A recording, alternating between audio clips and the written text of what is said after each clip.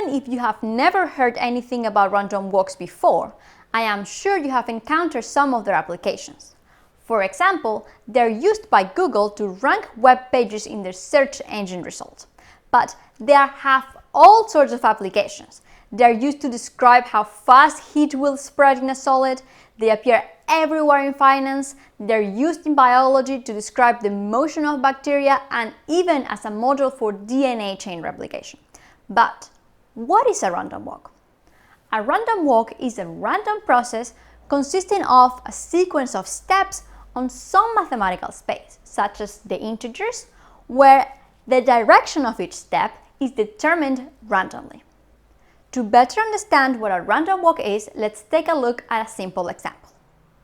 This is Alice. She's very indecisive and she doesn't know where to go, but she's got a brilliant idea. She will flip a coin. If it lands heads up, she will move 1 meter to the left. If it lands tails up, she will move 1 meter to the right. Let's take a look at what happens after 3 coin flips. The first coin flip is heads, then tails, then heads again. She's now 1 meter to the left from where she started. Now, we would like to find the probability of her landing at a given spot after a number of steps. After 1 coin flip, there is a 1/2 probability of standing at -1, 1/2 probability of standing at 1. After 2 coin flips, there is a 1/4 chance of being at -2, 1/4 chance of being at +2, and 1/2 chance of being at 0. After 3 coin flips, there is a 1/8 probability of being at -3, 1/8 probability of being at 3, 3/8 probability of being at -1, and 3/8 probability of being at 1. And after 4 coin flips, there is a 1/16th chance of being at -4, 1/16th is at 4, 1/4 being at -2, and 1/4 being at 2, and 3/8 of being at 0. If we continue with this process, we can obtain the probability distribution after 100 coin flips. Here we can see some interesting things. Most of the time we're around 0. Even more, there is almost an 8% chance of ending back at 0 after 100 steps. And the probability of landing at most 10 steps from the beginning is better than 70%. Now, let's try to explain these observations mathematically. In our example, if the coin lands heads up, we move 1 unit to the left, so we can say heads equals -1. If the coin lands tails up, we move 1 unit to the right, so we can say tails equals +1. To make it easier to study the behavior of a random walk, let's give a name to the outcome of each coin flip. Fi is the outcome of the ith coin flip. These Fi's are what we call random variables. Unlike normal variables like the ones we're familiar with from algebra, random variables do not have a specific value, but rather they take on numerical values determined by the outcome of a random phenomenon. In our case, each Fi has a 50% chance of being -1 and a 50% chance of being +1. However, after we actually flip the coin, the Fi's have values. If you remember, Alice's first 3 coin flips were head, tails, head. So F1 is -1, F2 is +1, and F3 is -1. To know Alice's position after 3 steps, we just need to add all these 3 outcomes to have F1 plus F2 plus F3, which give us -1 + 1 -1.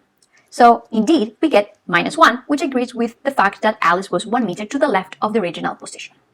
In general, the position after n steps is given by the sum of the outcomes of these first n coin flips. So we're going to call it Sn, and it's the sum of F1 plus F2 plus ...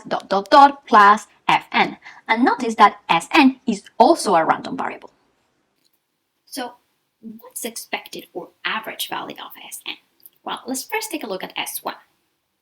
S1 is equal to F1, and we have 1/2 chance of being -1, 1/2 chance of being +1, so the average is 0. If we take a look at S2, we see that we have 1/4 chance of being at -2, 1/4 chance of being at 2, 1/2 chance of being at 0. So the expected value is again 0. So in general, how do we find the average value of Sn? Well, luckily for us, this is very simple because it is enough to just look at the sum of the expected values of each of the first n coin flips. So the average value of Sn is just the expected value of F1 plus expected value of F2 plus and so on up to the expected value of fn. But we know that each one of these is 0. So at the end, the expected value of Sn is just 0. This isn't too surprising if you think about it. Since taking a step to the left and taking a step to the right are equally likely, the expected average finishing position should be back at the origin. This is good, but we really want to know how far away from the starting point, on average, we can expect Alice to end up, regardless of the direction. To find this out, we will have to be a bit more clever. We're going to compute the expected value of the square of the distance from the origin, the mean square distance. Then take its square root. This is called the root mean square distance.